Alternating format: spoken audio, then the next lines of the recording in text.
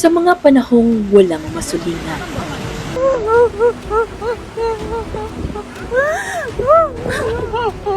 ito ang itatatak sa isipan.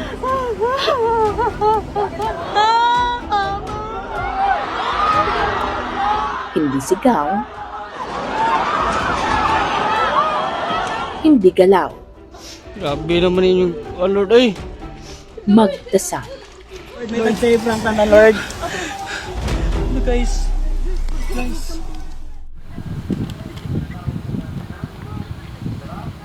Minsan makakabahan, minsan mapapaisip na lang na, Lord, ikaw na lang bahala sa amin.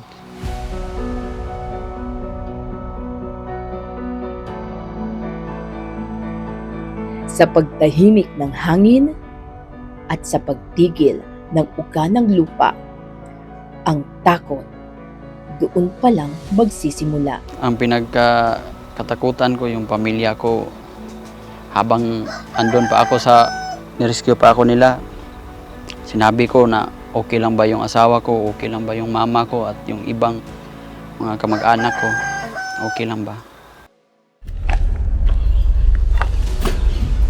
Bale dito po yung sala po namin. Tapos yung papasok sa room po namin dito.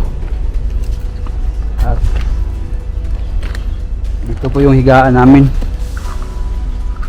At nung time na nangyari yon, dito po ako nakahiga. Tapos yung asawa ko po dito. Hindi kayang burahin sa isip ni Dante ang iniwang alaala ng lindol. Sa kanyang braso, nakaukit ang marka nito.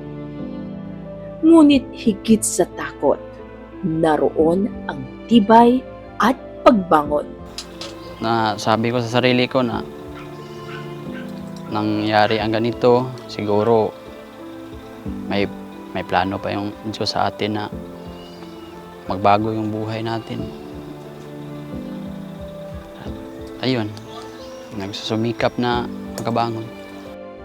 Sa gitna ng unos, isang mensahe ang natutunan niya. Ang pinakamahalaga, hindi ang material na bagay, kundi ang buhay. Malungkot pero sabi ko rin sa sarili ko na napasalamat rin ako dahil walang nawala sa amin. Walang buhay na nawala. Ligtas kami kahit may nabali yung braso ko, at least na buo pa rin kami. Sobrang nagpasalamat po kasi binigyan niya pa kami ng pangalawang buhay at walang nangyari na kahit nabali yung braso ko, ang importante, kumpleto ang pamilya namin. Marami man ang bagay na nawala at sinira, hindi ibig sabihin tapos na ang kwento. Bawat araw ay bago, tulad ng liwanag na dahang-dahang sumisilip sa mga guho. Sisikat ang panibagong umaga.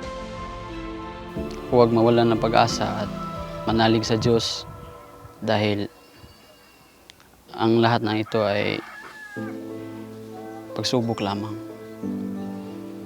Dapat matibay tayo sa mga hamon ng buhay at huwag tayong mawalan ng pag-asa.